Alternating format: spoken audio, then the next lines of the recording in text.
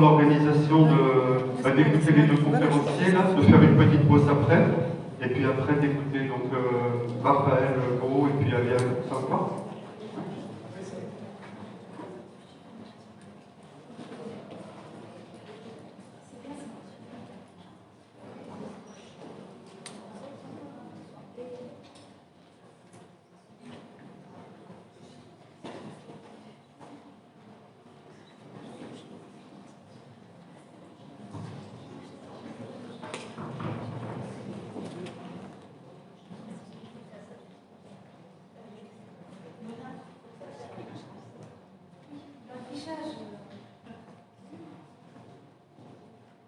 Pendant que se règlent les différentes difficultés techniques, donc je présente Christiane Collant-Patano, qui est maîtresse de conférence habilitée à diriger les recherches, donc émérite, à l'Université de Bordeaux. Elle est membre de l'équipe plurielle de l'Université Bordeaux-Montaigne. Ses travaux portent sur les contes, la littérature pour la jeunesse et l'enseignement de la littérature. Et puis, comme elle ne le dit pas elle-même sur son texte de présentation, je rajoute que c'est vraiment une grande personne de la littérature de jeunesse et de la recherche en littérature de jeunesse, que l'on a croisé que j'ai croisé personnellement déjà dans beaucoup de colloques, qui est présente dans énormément d'activités de recherche en France, notamment pour le conte, mais pour beaucoup d'autres choses aussi. C'est vraiment un grand honneur et puis un grand plaisir de la retrouver là aujourd'hui. Merci, Christian.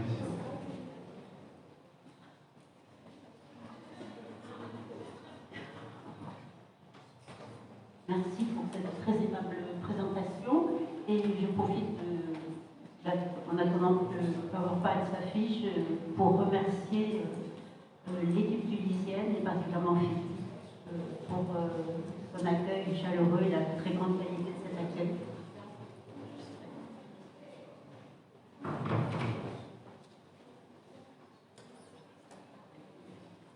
Comme nous sommes tellement en retard, je n'ai absolument aucun stress sur le temps.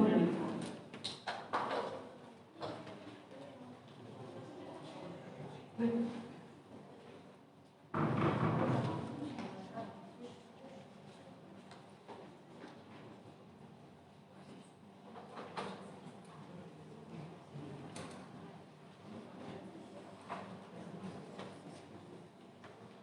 Sur les images, ce serait un peu gênant, puisque nous sommes censés parler d'images.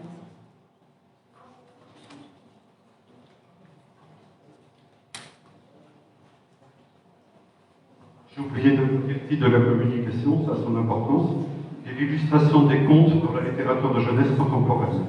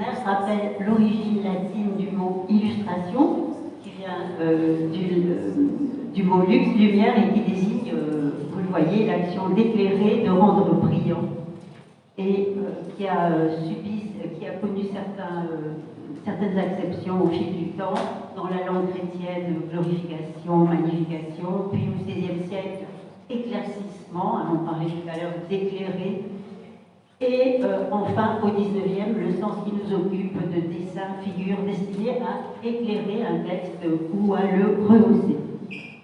Toutes ces acceptions nous sont utiles pour évoquer les images qui accompagnent les contes dans le champ du livre de jeunesse en France. Les contes patrimoniaux sont omniprésents sur la scène éditoriale et ils font l'objet d'innombrables rééditions et reconfigurations, le plus souvent sous le format de l'album. Les images sont présentes dès l'entrée des contes de Perrault en littérature, à raison d'une seule vignette par conte, puis l'illustration prend de plus en plus d'ampleur à partir du XIXe siècle en raison des avancées de l'alphabétisation, de la multiplication des livres et des progrès techniques accomplis dans la reproduction des images.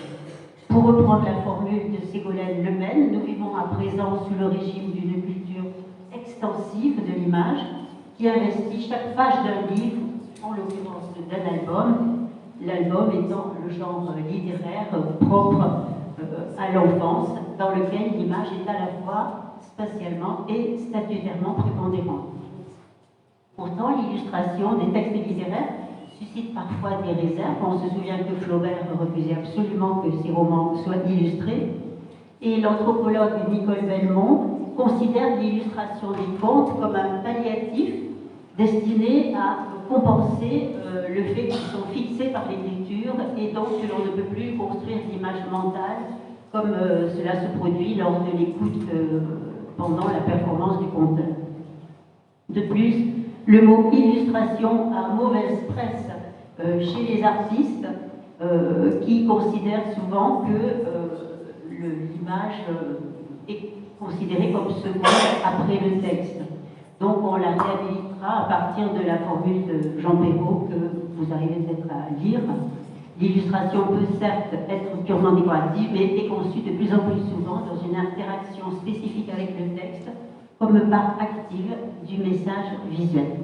Dans le meilleur des cas, le tandem du texte et de l'image concourt à créer une œuvre qui privilégie le dialogue intersémiotique des deux formes d'expression et qui mérite d'être désignée comme iconotexte. L'illustration des contes a fait l'objet de très nombreuses études. Je vous en montre deux. L'une dirigée par Karine Picot, Olivier Pifot sur les contes de fées en images, et celle de François Fièvre sur le conte et l'image à partir des contes des griffes dans l'illustration victorienne et édouardienne. La production d'albums avec des contes illustrés est telle qu'il serait vain de présenter un état des lieux, voire une typologie. C'est pourquoi je m'en tiendrai modestement à quelques exemples publiés en ce début du XXIe siècle, à partir des trois pistes de lecture suivantes. Je m'intéresserai d'abord aux illustrations qui privilégient un ancrage historique et esthétique, puis aux images parodiques à visée ludique, avant d'en venir à des œuvres qui se réapproprient le conte de manière plus idiosyncratique, et je m'appuierai donc chaque fois sur des exemples significatifs afin de dégager les modalités et les enjeux de chacune de ces tendances. Donc, premier point, déclencheur de l'écoute, l'incipit traditionnel, il était une fois, transporte l'auditeur ou le lecteur dans une époque lointaine que l'illustrateur se plaira à représenter, et sans doute aura-t-il été marqué par les images célèbres qui ont donné à voir ces mondes disparus ou imaginaires, comme par exemple celle de Gustave Doré pour l'édition Hetzel de 1861, images qui ont profondément marqué l'histoire de l'illustration et qui sont devenues l'hyper-icône de l'imagerie ultérieure. Qu'ils représentent la misère des paysans ou les fastes de la cour, le chapeauté en mousquetaire ou la chambre de la belle envahie par les ronces, Doré cherche à retrouver le contexte dans lequel les contes ont été écrits par Perrault un siècle et demi plus tôt, sous le règne de Louis XIV. Non sans ajouter sa touche personnelle, faite d'inspiration romantique et d'un goût marqué pour le burlesque et l'outrance, comme le montrent les travaux de Pierre-Emmanuel Bock et Gisèle Jadot. Dans cette première catégorie d'illustration, les images accompagnent une réédition du texte ou une adaptation plus ou moins fidèle. Pour représenter l'univers du conte, les artistes le situent dans un passé lointain, dont les contours dépayseront le lecteur en attestant que les récits viennent d'un autre temps. Alors, bien que les contes de Perrault soient précisément inscrits dans leur époque, comme l'ont montré les travaux des historiens Jacques Sykes et Catherine Velay-Valentin, les interprétations iconographiques se démarquent souvent de ce rattachement. Alors, je distingue deux formes d'approche, celles qui s'inscrivent dans une époque repérable et celles qui font le choix d'un passé de fantaisie plus propice à l'ornementation. Les Barbes Bleues de Maurizio Guarello et de François Roca font partie de la première catégorie, à cette exception près qu'ils n'hésitent pas à transposer anachroniquement le conte au XIXe siècle. Et le Peau d'âne de Anne Romby, au contraire, choisit un contexte plus flou qui connote les mille et une nuits, un contexte oriental. Pour analyser ces options divergentes, je m'appuierai sur deux albums publiés chez Albin Michel qui proposent des interprétations iconographiques contrastées de Peau d'âne, celle de Jean Gavry et celle qui met un point d'honneur à cultiver l'exactitude historique et le Peau d'âne d'Alessandra Maria qui va déployer un univers onirique esthétisant. Jean Gavry a illustré plusieurs contes de Perrault et son Peau d'âne, paru en 2012, ne manque pas d'audace dans le champ du livre de jeunesse puisqu'il s'appuie sur le texte intégral du conte en vers, alors que sa langue et son substrat culturel ne sont plus guère à la portée du jeune lectorat contemporain. Cette exigence de fidélité concerne également les choix illustratifs car l'artiste inscrit le conte dans le contexte du XVIIe siècle tel que le montrent les peintures de l'époque. Et Jean Gavry déclare lui-même s'être inspiré des tableaux d'Abraham Bosse, graveur français, qui a exercé une influence considérable car ses gravures ont servi d'illustration pour les manuels d'histoire de France pendant tout le XXe siècle. On note en effet que les scènes sont situées dans un cadre architectural où l'on retrouve celui des tableaux de Bosse, les perspectives, l'étalage, les ornements, le mobilier restituent les intérieurs du grand siècle et la touche personnelle de l'artiste vient plutôt des traits d'humour qui suggèrent une prise de distance propre à rappeler le récit enjoué de Perrault lui-même. Les traits expressifs des personnages de Gavry animent et humanisent les figures esquissées dans le conte. Par exemple, on voit qu'ici la distraction du roi devant la silhouette de sa fille aperçue au bout d'un couloir fait entrevoir le projet périlleux qui lui vient soudain à l'esprit. Tout pathos est banni de la scène où la jeune fille en fuite, affublée de sa peau d'âne, cherche un emploi avec un enfant qui tire la queue de la peau de l'âne. Et le geste de la princesse essayant sa robe dorée révèle la complexité des sentiments qui l'assaillent, l'admiration pour l'objet réalisé et la perplexité devant la signification de cette réussite qui l'a contraint à épouser son père. Je ne sais pas si vous voyez bien les images, j'espère. Jean Gavry parvient ainsi à épouser fidèlement l'univers de Perrault, tout en révélant par ses images les émotions de ses personnages. Il s'agit bien, pour revenir à l'étymologie du mot illustration, d'une illustration éclairante qui aide à comprendre le texte. Le Peau d'âne d'Alessandra Maria relève d'un tout autre projet. Il prend place dans une collection dont le directeur, Benjamin Lacombe, lui-même auteur d'albums, on connaît son Blanche-Neige, son ensemble de contes Il était une fois. Benjamin Lacombe présente cette collection à la fin de chacun des albums, qui sont très décoratifs, comme vous pouvez le voir ici, les deux duos étant réalisés par lui-même. Donc des albums raffinés qui mettent en scène l'univers du conte. Ce Podane est donc un album crossover qui s'adresse à la fois aux enfants et aux adultes, et il adopte un parti pris esthétique en accord avec l'adaptation de Cécile Romiguière qui ornemente à plaisir les épisodes du conte. L'artiste mêle différentes techniques, photocollage, fusain, encre, rehaussé à la feuille d'or.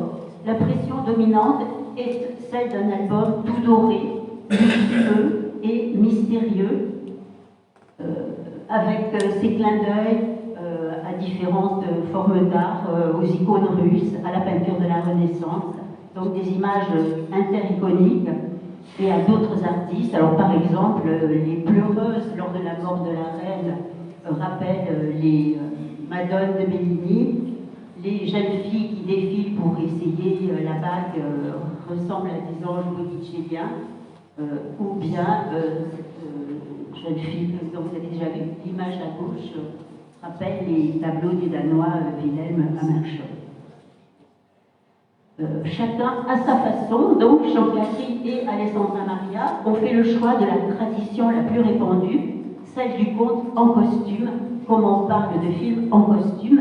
Leurs images relèvent d'une esthétique du temps passé, valorisent des ornements historiquement datables et ou dispensent au lecteur des bribes d'histoire de l'art.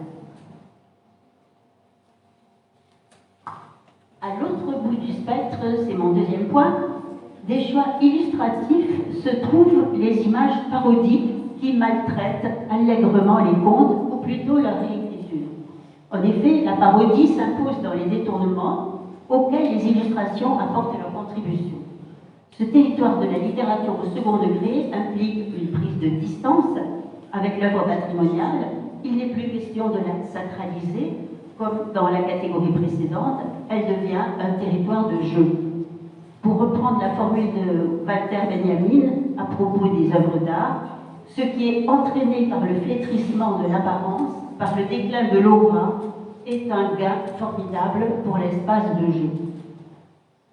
Les contes ont été réécrits et parodiés dès la fin du XVIIe siècle, mais en littérature de jeunesse, c'est surtout à partir du dernier tiers du XXe siècle que le phénomène prend de l'ampleur, et dans une période marquée par l'émergence des théories de l'intertextualité et du postmodernisme, ainsi que par le développement de l'album. On a même parlé à cette époque d'explosion de l'album.